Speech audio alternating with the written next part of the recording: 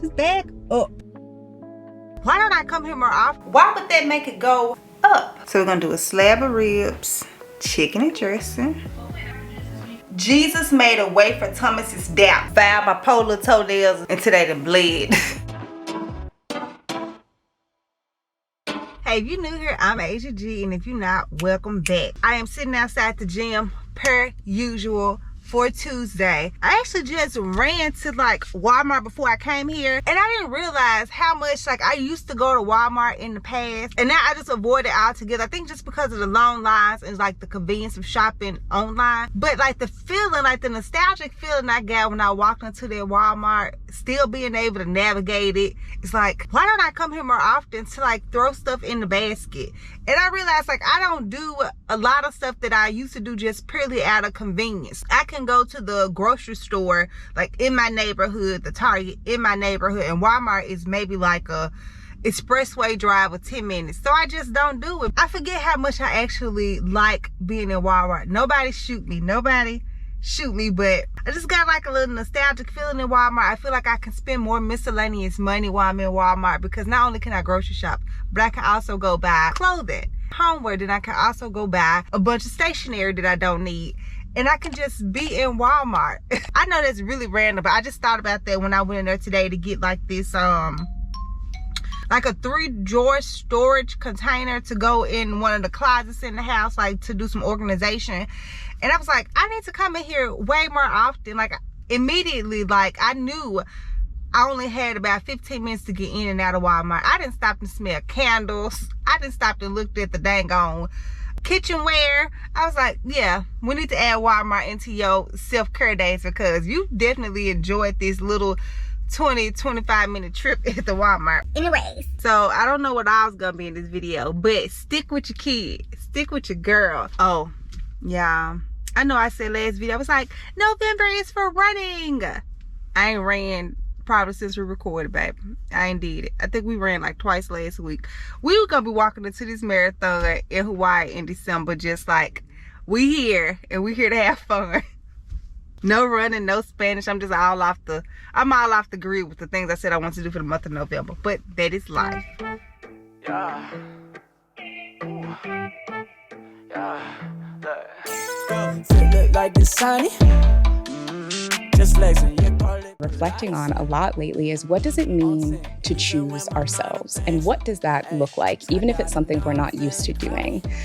I'm feeling geeked, I'm feeling geeked up, yeah. Look at my charm, that mouse on the floor, I feel it just like a tour. You look like the past, I'm in the future, yeah. Talking to mom, minding the dumb scar, yeah. Now I'm pushing forward. I'm feeling geeked up, yeah. A true, yeah. Sick of fighting all these demons. I'm a minus and I know treatment. Medicaid till there's no more feelings. Bustin' up on ups, trying to kill all these mind games. Studio cooking new bop. Moved up and lace up the Nikes. Busy. I was just thinking about how in the car, I was just saying how I haven't been consistent with running and consistent with my Spanish. But I remember it was a time I wish I was consistent like with working out. So I need to give myself credit, because if nothing else, I'm gonna do something for working, whether it's a walk or a gym or treadmill. It's gonna be something. So I do give myself credit for this. So if I know that it took me years to be consistent with working out, I think I started like in 2018. It may take me years to be consistent with the other stuff too. So and I also read, I think I mentioned this to y'all before, I get this newsletter from this lady on Instagram, Marville. I probably pronounced it wrong, but her thing today was just talking about how she started like a bunch of new passion projects or new hobbies and interests, and she wondered like was she a quitter, because sometimes she never see them through even when she's good at them. And she was just saying, as long as she's not losing the essence of who she is, just because you start something doesn't mean like that's gonna be the thing that you do forever, but it may just help you learn like your journey and like use in other places in life. Like you might get skills from it. So I really kind of resonated with that part of her newsletter this week. The essence of who I am is the same even when I'm not consistent in other stuff that I start, because the essence of working out, running, and all that stuff is basically to be physically fit and healthy. The essence of is to like have hobbies and to learn like new skills. And so I still desire it. It may not just be as intense as it was before, but I still have desire to learn new stuff. I still have desire to read a book a month. I still have desire to intake new information. So the essence of who I am is still the same. All right, back to the workout. Not even size won't find me. I'm blessed, no love, No, I'm not into astrology. Positive, same boost. ID, call it solitude. Say they friends, but they all cat. Where they at when the walls fall on you? Ain't know what I go through. Down be nine, fit, boost up. I move, I be glowing. Pick up, no Red Bull. I be floating. Yeah, when I come through, I be pouring. Cause it look like it's sunny. Just flexing, yeah, call it Pilates. On 10, even when my mind on things. Hey, skydiving now, I'm feeling crowded. I'm feeling geeked, I'm feeling geeked up, yeah. Look at my charm, that mouse on the floor, it feel just like a tour. You look like the past, I'm in the future, yeah. Talking to mom, minding the dumb star, yeah. Now I'm pushing forward. I'm feeling geeked up, yeah. Yeah. Allergic to what you wear. She said she 22. She seen no 22. We in room 222.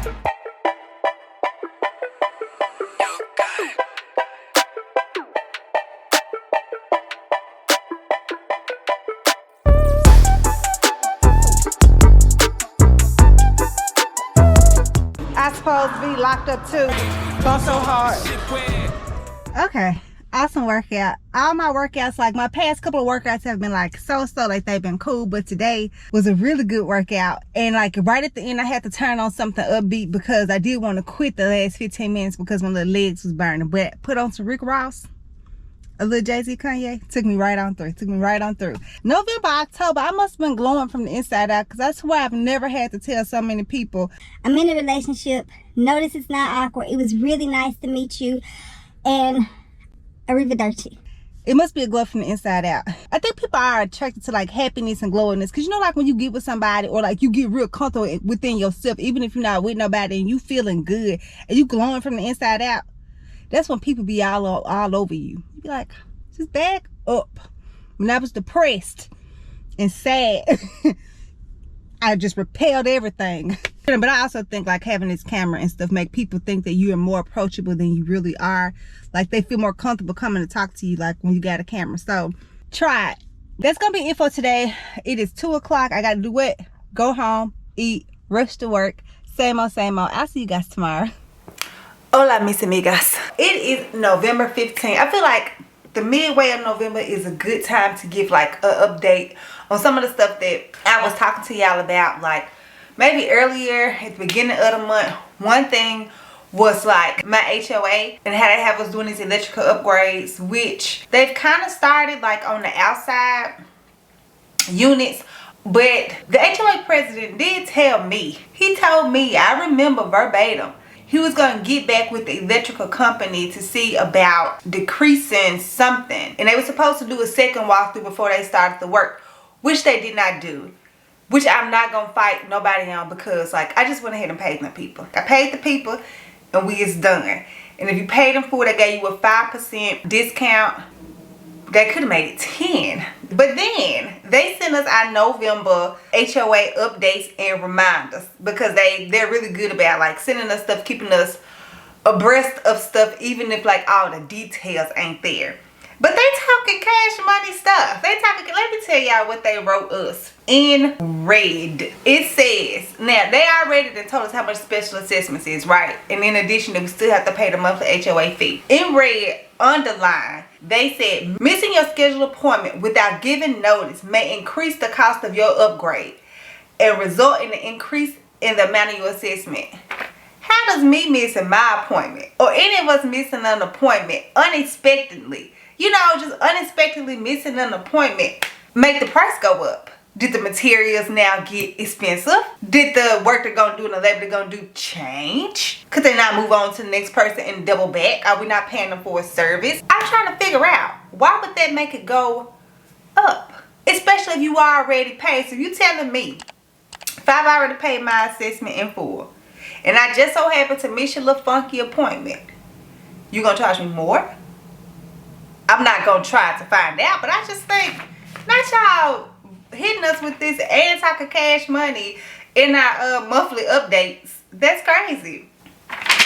But that's just like a little update from my HOA. We'll say this, when they came out and handed out these November printed updates, they did like knock on doors and say that he was available to answer like any questions that we may have. So it's not all bad news. My HOA president is really, really cool. He getting stuff done. But second update is, y'all know I've been reading Disobedient God by Albert Tate. And I was really excited to read this book, just thinking, you know, trusting in the God who goes off script, because as life goes, things happen and he allows things to happen to us that we don't quite understand. And it was like, why would you get mad at God because stuff happened? Because he's sovereign. So like, he has all power. So you know that he had the power to stop something from happening or to make something happen. And I was kind of disappointed like reading through like the first half of this book, because I really thought it was going to be like a how-to. If you have this thought, think about it like this. If you have this thought, then think about it like this. And it was definitely not a how-to. Mostly, it's kind of saying like the feel good, look on the bright side, it could have been worse kind of jargon. You know, and then just having like scripture stuff to back it up. And then, of course, highlighting like all of the stories in the Bible that we know by heart.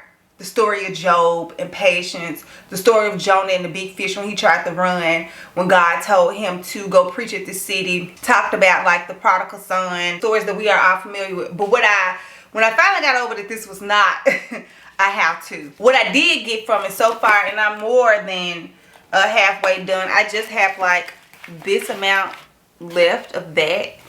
Is like the essence of God. And I was like, because that was kind of sort of like, he talked about it the first beginning, just resting in him and knowing that stuff happened, and also having faith because you know who he is. And I promise you, it smacked me dead at work yesterday, because I also pulled out like my Bible study, because I only have like a few more kind of Bible prompts to go through, and I was like, I should have just did it together because they go together. He was mentioning John. And he was talking about John, Jesus coming back, us being saved by him. Just so happened the prompt for yesterday was also about a scripture from John. And Jesus being the light, the way, the truth, the word sent by God for us to get to know him. And so it just kind of goes through, because they have you read like the whole, they give you a verse, but then they have you read like the whole chapter. So you kind of get like the essence of like the verse inside of the chapter to give it context. And so it just talks about like the essence of God. And this is what he was saying in this book, is that you trust in him when you feel that he is disobedient to you, when you feel like stuff has happened to you that you quite can't understand. You don't know how that's going to fit into your life, or why it would happen, or it's just so tragic and you just can't make sense of it. You rest in him knowing the essence of who he is. That those things are not, God is not defined by just the negative stuff or the stuff that we perceive as negative or misunderstand our life. The essence of him is for us to rest in him, to believe in him, to be treated well by him, to have eternal life with him, to walk through this life knowing that we are covered, that we are loved, to give him praise for that. And the essence of who he is, just by us knowing the essence of who he is, should let us know that when stuff is not happening the way that we think it should happen, that he has not changed. His desire and goal for us in our life has not changed. Which also can lead to like existential questions of like, okay, well then what am I here for? But that's a whole nother thing that we're not going to go into. Like all of this smack dab me like yesterday at work, because I was talking to y'all guys about the essence of like my desires for my life, my goals, and things that I set up and challenges that I set up for myself, whether I complete them or don't complete them.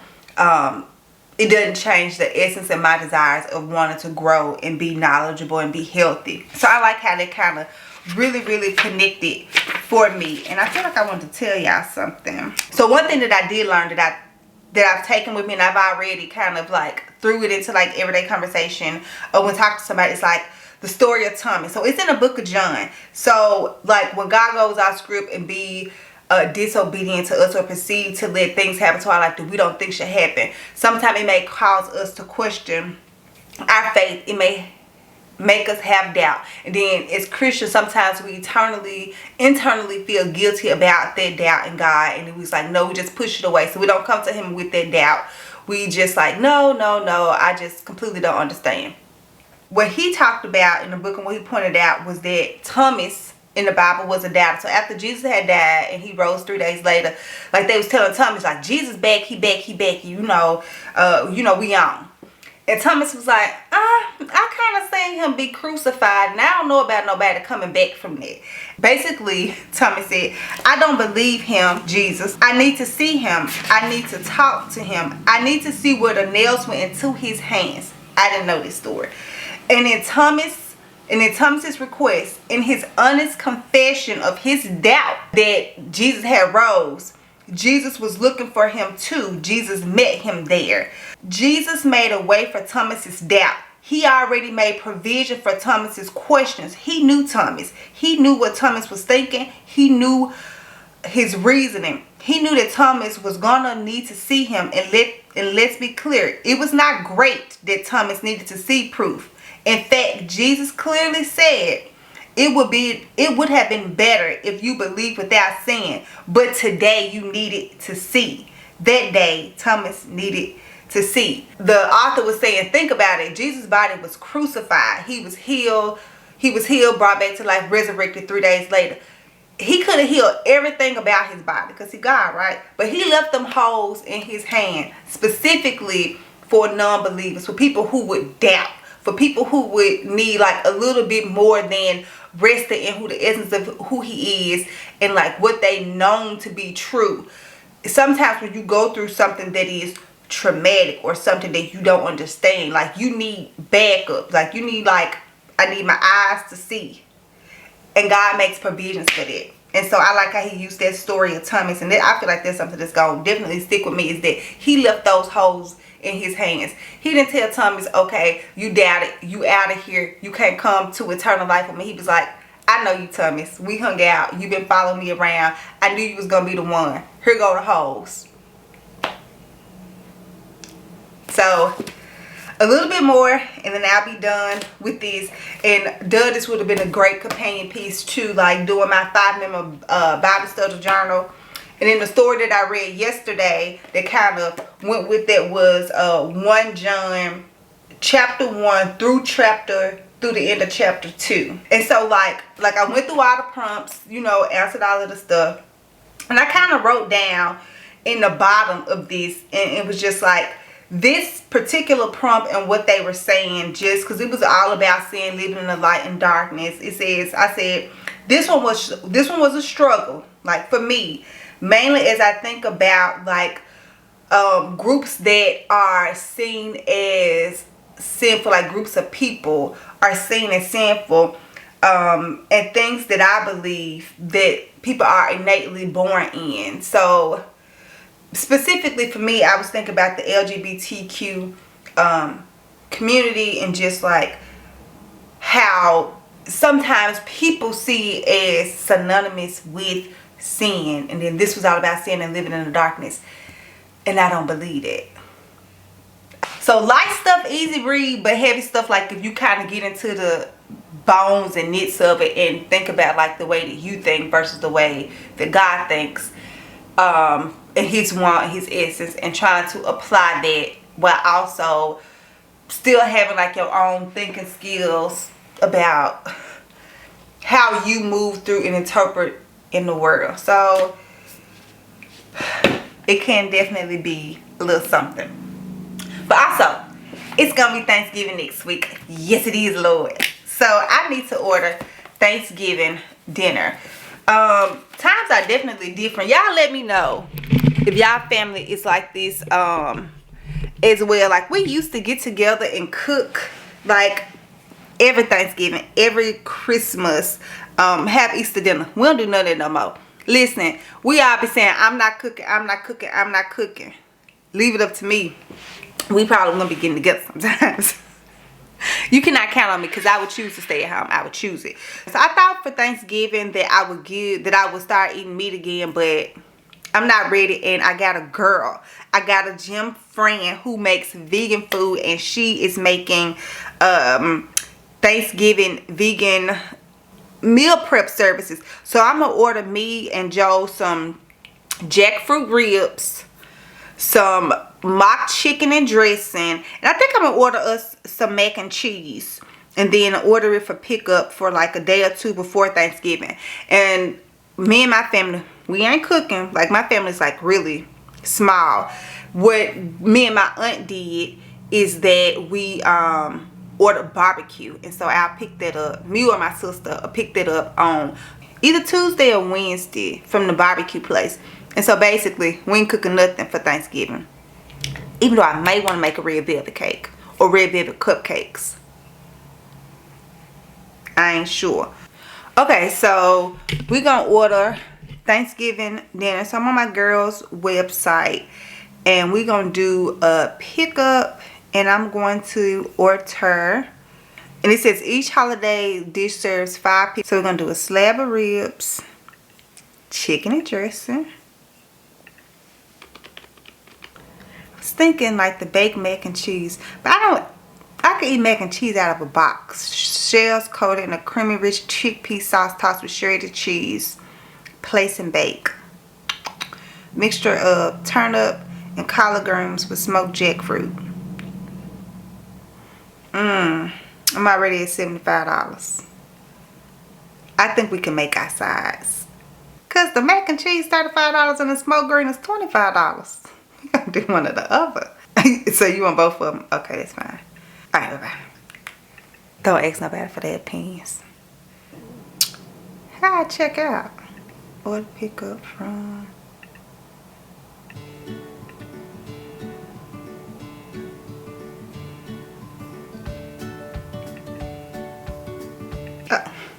Was that checkout button there the whole time? I look crazy. So there you go. Check out. Done.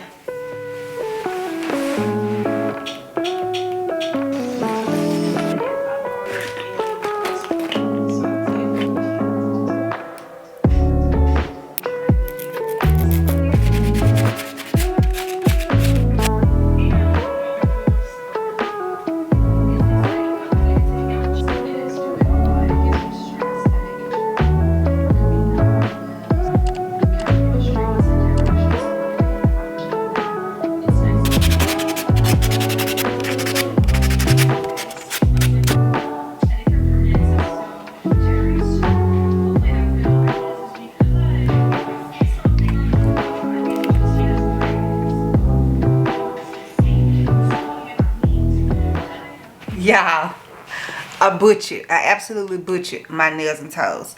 Like, I done filed my polar toenails and stuff on my left hand side until they done bled. This did not turn out like a good self-care activity for today. So I just finished everything off camera. Anyway, I just painted them like a pinky clear color, and something is better than nothing. And y'all wouldn't believe it, but my nails never grow. This part don't look long to y'all, but it never really grow.